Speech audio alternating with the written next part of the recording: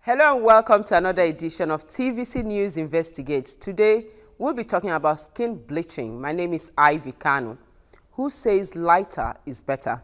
The phenomenon of skin bleaching has been around worldwide for many years. Historically, many people have always believed that lighter skin is a symbol of beauty, elite, social status, and privilege. In 1901, toxic skin whitening soaps were marketed in sub-Saharan Africa as antiseptic soaps, and in the 50s, reports say deaths were recorded from using these soaps. According to the World Health Organization, 77% of women in Nigeria use skin lightening products, the world's highest percentage, compared with 59% in Togo and 27% in Senegal. Now that sure calls for serious concern. In this special report, Katie marked Xrays, skin bleaching and its health hazards. Looking in magazines and seeing people who are much lighter than I am, looking at music videos and seeing people much lighter than I am, then it started to occur to me that maybe that was what was better. The reason why I didn't tell anybody about what I was doing was because I wasn't sure what the outcome would be. Gone wrong, I'd have to listen to more people's opinions about what I shouldn't have done, and didn't I know the risks, so I just decided to do it for myself and take the consequences. The ingredients that are used for skin bleaching are basically carcinogenic. They cause cytotoxic effect in the body, and they basically cause cell death. I want to be lighter, and I want to be accepted, and I want to feel beautiful and confident. I want to do whatever it takes to be like that.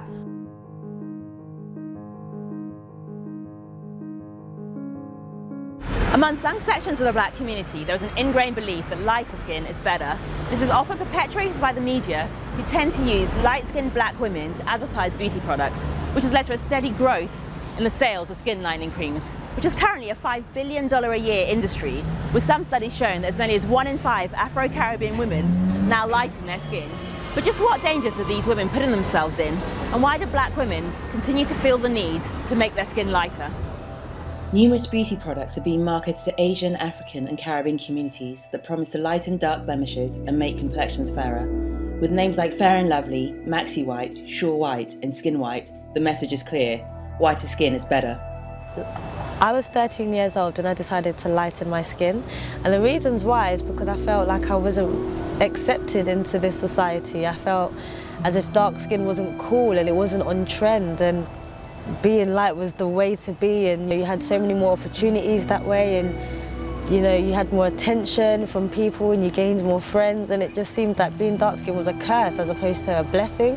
When I was in school, I used to get a lot of taunt about the way that I looked, especially my skin colour, and I always used to feel like I was just less superior because all the lighter skinned black people would always just kind of throw comments at me like blackie, monkey, ugly, and they used to be like, because you're so dark, no one likes you, you're not gonna get a boyfriend, and things like that. And it just used to really upset me.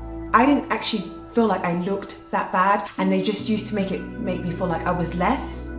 Many young women begin to use skin lightening creams because of feelings of insecurity over the shade of their skin. This idea is often based on a standard of beauty set by the media and the cosmetic companies, who push the message that light skin equates to beauty and success. 4 is my lucky number. I graduated after 4 years. Just before my 4th interview, I realized that the obstacle to obtain my dream job was my skin. Discover Fair and Lovely multivitamin. Adverts such as this one is typical of the way skin lightening products are advertised throughout Africa and Asia. The general theme is normally a dark-skinned woman trying to achieve something, but she is hindered because of her skin colour. She finally achieves success after lightening up. I told you 4 is my lucky number. Looking in magazines and seeing people who are much lighter than I am, looking at music videos and seeing people much lighter than I am, then it started to occur to me that maybe that was what was better, and I wanted to be better. I didn't really feel relevant to the world. No one spoke to me, no one really wanted to be my friend in primary school because of the fact that I was dark-skinned. I could only hang around with the dark-skinned girls. I remember a new girl starting and she said something like, "I'm scared of dark-skinned people." And I thought, how can I ever change that? The media has come under criticism for not using enough dark-skinned black women to sell beauty products. When black women are used, their skin is sometimes made to look lighter, reinforcing the idea that lighter skin is more attractive. Black role models have also come under attack for seemingly giving in to lightening their skin. Campaigners say they set an unrealistic ideal for girls. Media is a machine, and it goes about making money, and to do that you feel certain things in order to make people buy. So you're seeing certain images of people who make it. If you look on the television and see, these reality programs, look who gets through. It's not the dark-skinned beauties, is it? Everyone used to always say that, oh, I like the light girls. The light girls are pretty. Mixed race girls, light-skinned black girls, white girls, they're the pretty girls. Dark-skinned girls are ugly. And so I felt like if I was lighter, maybe people would think I'm pretty and would accept me more for who I am. And I would get more attention from guys, I would get more friends, and I wouldn't feel like such a loner, like no one wanted to be around me. And I felt that was my solution, just to be lighter and just get rid of the skin that was such a problem. The sense of not belonging isn't just about failing to achieve the prescribed standards of beauty, but has deep-seated historical roots. Kenya Sue, who has researched this topic extensively, believes it stems from colonial times when light-skinned black people were given preferential treatment.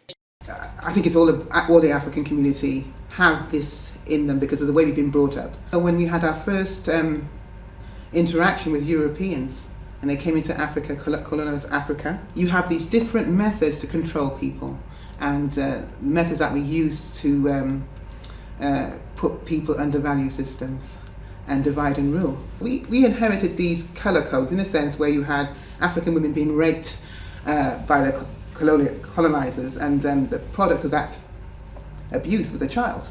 Now that child would live in the house and be treated differently. And eventually that child's going to be sold, and when we're going to market that, we're going to have that child put down as a quality stock because a drop of human blood, because African people were defined as being animals. So we have the light-skinned Africans living in the house and wearing the clothes of the colonizer, and we have the dark-skinned melanated Africans, beasts of burden, yes, in the field working from sunup to sundown. In this quest for beauty and perfection, men and women are putting their lives in danger. Many of the creams on the market are toxic and contain highly dangerous and illegal compounds, such as arsenic, mercury and hydroquinone, all of which are banned in cosmetic products in EU countries. Dr. Sujita Jolly is a dermatologist and an expert in this area. Skin bleaching creams actually work by destroying the melanin producing cells, the melanocytes.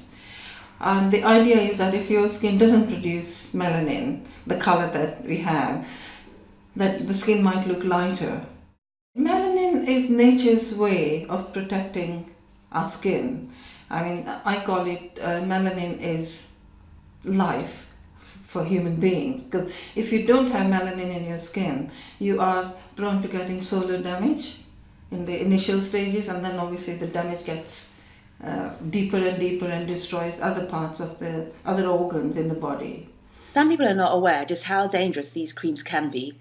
Hydroquinone, one of the main ingredients in skin lightening creams, has now been banned. It literally burnt away the top layer of the skin and had the potential to cause cancer, kidney and liver failure. Hydroquinone is a chemical actually which was originally used in photographic industry, and that's how it came to be used as a bleaching agent, because the companies who were manufacturing the photographic chemicals saw that the workers' hands were getting bleached, and obviously somebody thought, well, there's a market to make the skin lighter, and that's how it came into the cosmetic market. When I decided to start bleaching, I didn't know anything about the dangers behind bleaching. I knew there were dangers, however I didn't know the depth of them. Because I didn't know what they were, that kind of fueled me to decide to bleach. So I got this cream raw, and what I mean by raw is that, so my mother bleaches, and what she does is that she would get a little bit of this really strong lightening cream, and then she'll mix it with her cream so then it doesn't have so much effect.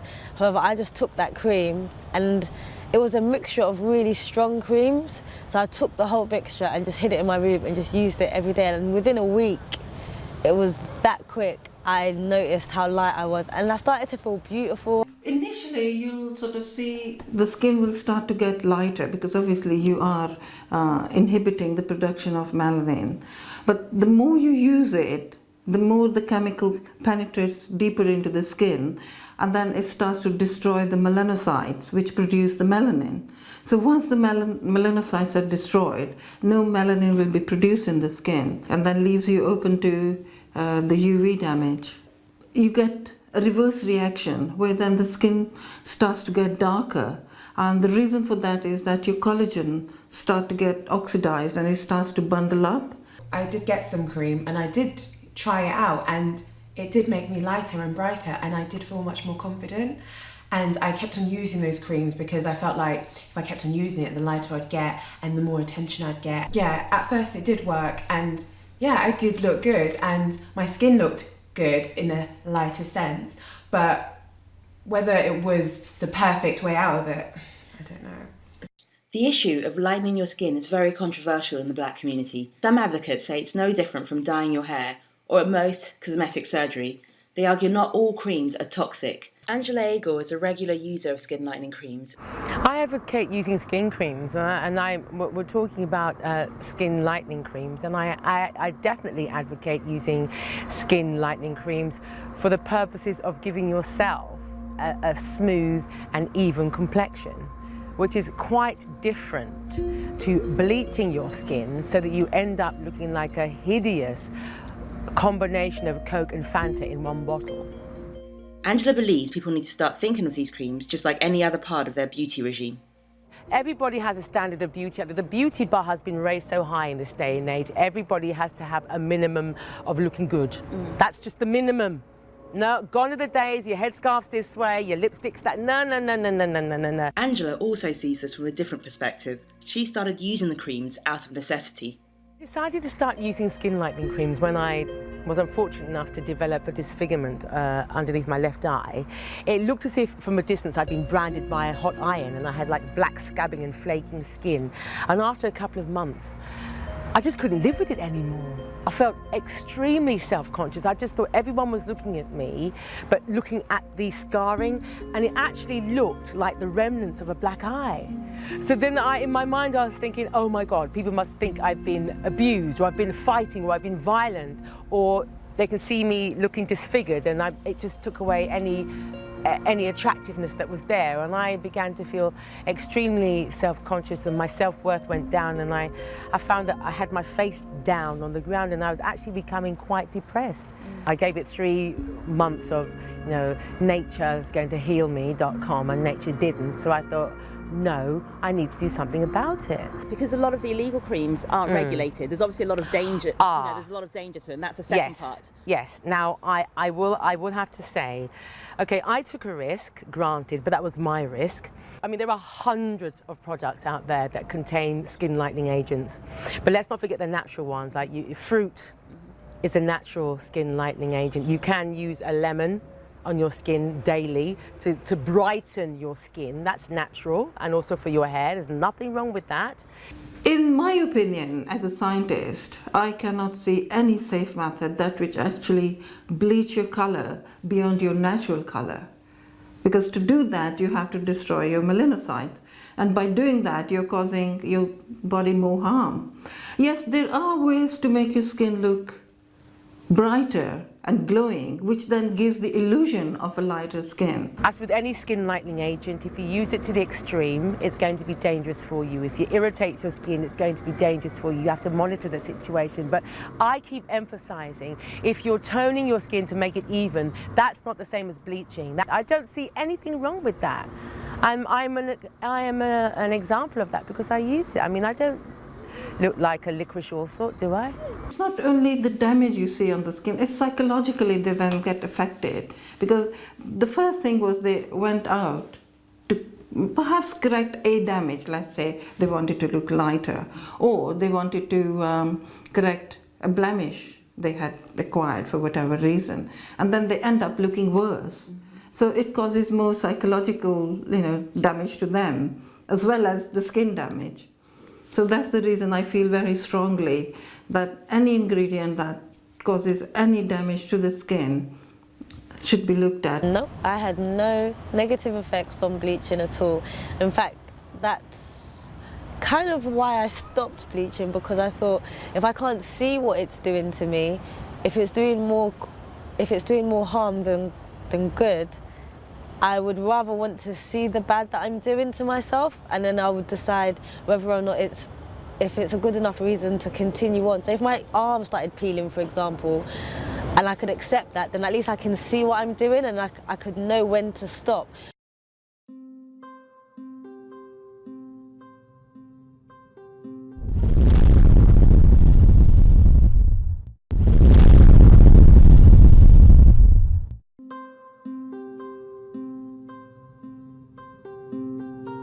For those that aren't so lucky, the consequences of using illegal skin lightening creams are very real and the damage is often permanent.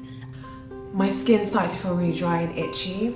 It looked really flaky, and even though I'd moisturise it, it just never looked the same. It just always looked a bit cracked, and every time I used to apply the cream, it used to burn, and I'd just sit there and fan myself and tell myself, okay, it's going to be over soon, it's going to be over soon. I have seen the damage that has occurred within a week in summer months.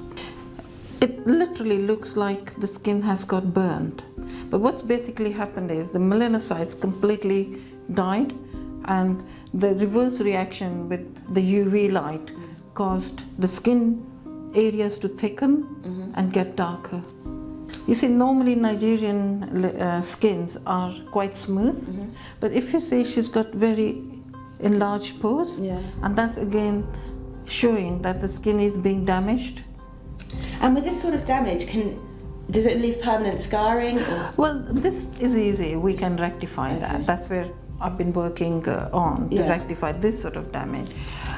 This is not easy to rectify completely. It's not easy to rectify either, because that has gone literally below your basal layer. So the skin has been destroyed yes, so much? It's been destroyed, yeah. And once you get to this stage, it's pretty hard to change that? It won't change, no.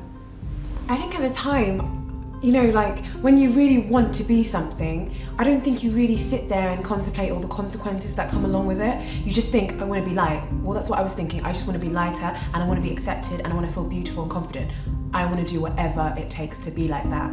I don't care what happens, because that could be a year, 2 years, or it might not ever happen. You just never think of the bad things until they actually come to light. I mean, I remember seeing people sitting there in the sun putting their soaps which probably contain mercury, and their skins have been tearing, bleeding, but it didn't, maybe at that time we didn't have enough knowledge, and they carried on doing it, and in the end, like almost the whole skin was just breaking down.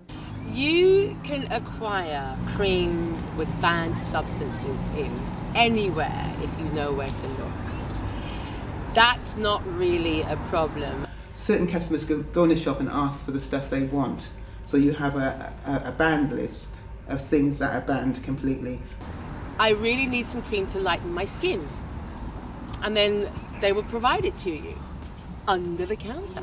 Many of these creams are illegal in the UK because they contain the substance hydroquinone, which has been banned in EU countries because of the health risk it poses. However, in any area with large Black or Asian communities, they're readily available behind counters and closed doors and back rooms. So I'm going to go now and try and see how easy it really is to buy these illegal creams. Skin lightening is big business. In this shop in Peckham, the shelves were lined with skin lightening creams. These ones were all legal. To obtain the creams with banned ingredients, I had to ask for stronger stuff from the staff. You have to run with the hydroquinone, not this one. The fair and white doesn't have it. Caroline. Where is that? Let me get Caroline then.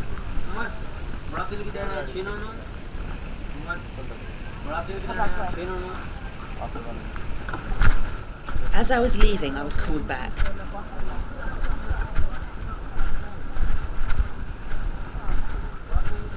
I think one piece left here.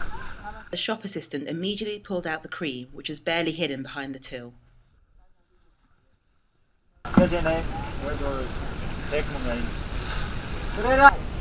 This is another store in Peckham.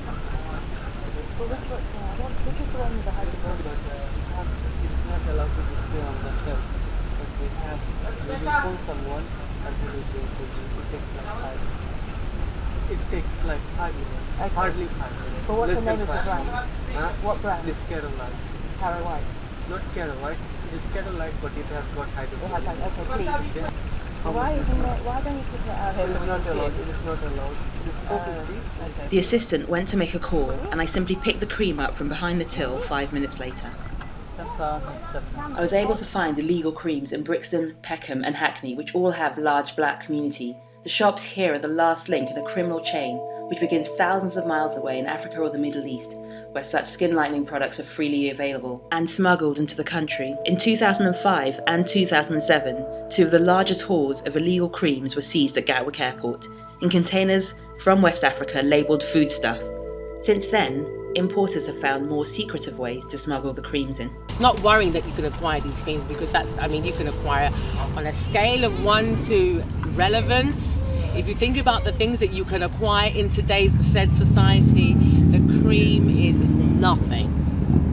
These are some of the creams that we have bought in the markets throughout London. Some of these creams are legal, like this one and this one we just bought off the shelves, and some of these creams were sold to me illegally. This one we had to go to the back room to get. This one contains the banned substance hydroquinone, so this is illegal to sell to anybody. This is clear and white lightening cream. So we can't tell just by looking at the ingredients if these contain some of the other banned products such as mercury and arsenic. So to find that out, we have to get them tested.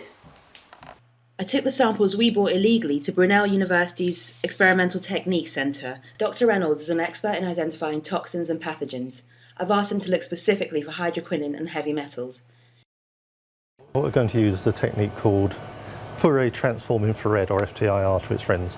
And what we're doing, we're shining infrared light at the sample and looking at the way the chemical bonds vibrate and absorb the light. And from that we can tell what elements are present or what compounds are present in the sample. There's no evidence of any heavy metals in this particular product. There's nothing above the background level on here that would suggest there's any lead or mercury or iodine. So again, we can be fairly confident that this allegedly bad sample does not have any toxic metals. Now, hydroquinone is a chemical compound that has a benzene ring. This is a 6-carbon organic ring, and benzene is used in unleaded petrol as a substitute for lead. However, pretty toxic. Which is pretty toxic, but however, benzene is carcinogenic in its own right. Okay. So you don't need to have very much to cause an effect. So the top spectrum here is the suspect material. This red trace is the allegedly good material, and the blue trace is a stored spectrum from hydroquinone. The results show that we do not have in the hydroquinone spectrum this peak here. We do have these peaks corresponding to those, and there's a bit of noise down here corresponding to that peak. So while there's probably is hydroquinone in the sample, it is really below our detection limit. I think it states in America that it's less than 2%, and without doing some more extensive testing with known concentrations of hydroquinone, we can only say that it's possibly there. We can't say it's definitely there. Dr. Reynolds was unable to 100% confirm the presence of hydroquinone in any of our samples, even the ones which listed it as an ingredient. The results were surprising, but this could be because ingredients are unregulated, so it is very difficult to know if what it says on the package is what's really in the bottle. The sale of these creams should be policed by trading standards. Anybody caught selling creams containing hydroquinone can be fined or jailed for up to 6 months. But given the sheer number of banned products that are available in these shops, it seems the authorities are failing, and campaigners say not enough is being done. They get caught, they get a fine. They don't even bother to go to court anymore, they send their solicitor, because they can make that money back in the morning, can't they? It's not good enough because they don't get any, it's like selling crack. If I was selling crack, what would happen to me? They would lock me up. So therefore, a similar product that can cause death causes, detriment effects to the black community. And because it doesn't affect the wider public, you as a local authority don't think you should have a healthcare campaign around this. You have one for smoking, you have one for teenage pregnancy, you have one for venereal disease. So what's the problem? In Southwark, the borough we bought some of these banned creams from, 14 businesses have been prosecuted since 2002. None have resulted in any prison time, Most were fined, the biggest amount being £72,000. Trading standards have said that illegal products are coming in faster than they can act. You're very open about it and you're talking to us obviously, and I think a lot of the reason people don't want to come forward and say they've used it is because they're embarrassed or they're ashamed. What do you think about that? There's nothing to be embarrassed or ashamed about. I mean, hello, on a good day, the hair, the lashes, the weave, the this, the that. I mean, please, what's natural these days? In the last decade, there has been much tighter regulations in the cosmetic industry, and campaigners like Dr. Jolie believe things are slowly moving forward. With all the campaigns we are carrying out, the European Union are actually going to create a complete ban on use of kojic acid dipalmitate, which is a derivative of kojic acid. But again, the thing comes back, they are going to allow 2% use of kojic acid. Again, we'll come to that when it happens. Some of these creams are dangerous and they are illegal, but for many women, the desire to be lighter is worth the risk. When I started to bleach, if I'd known that it was dangerous, I think I would have still bleached, but I think I would have not taken such a strengthened bleaching cream. I probably would have mixed it in with something else. I wouldn't have used it as raw as I did. Ultimately, while more regulation will help keep some of these dangerous products off the shelves, until there's a change in the mindset which equates beauty and success with lighter skin lining creams will continue to be a booming industry. Society can change if the next generation have more awareness and more educated differently. Society can change, but I think that the drivers for this is the media. The media is a very powerful machine. If you've never been through the experience of bleaching or what it feels like to even resort to bleaching, I don't think you can comment on that. I don't think there's anything that you've done that gives you a valid enough reason to add your opinion about something that you haven't been through. So I just wanted to give a perspective of someone that had bleached, and I was not ashamed to show that I had bleached my skin and I wanted to be lighter, and I wasn't afraid to show the reasons why I wanted to bleach. But you're not saying lighter is better. Oh girl, no. The skin that you've been given is the best skin that you can have, and you just polish up what you've got and look gorgeous. You know, we come in a myriad of shades and we're all beautiful. So it's definitely not about being light, it's just about having a beautiful, even skin tone. And I'm so glad I actually live in a day and age when that's available. Thanks for watching TVC News Investigates. Till next time, I'm Ivy Kanu.